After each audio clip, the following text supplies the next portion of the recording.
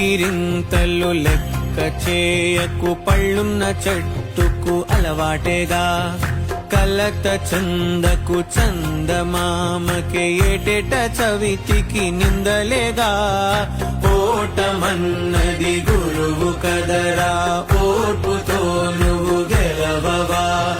రేపుకే దిక్సూచి నిన్న రెక్కలే చుక్కానిరా.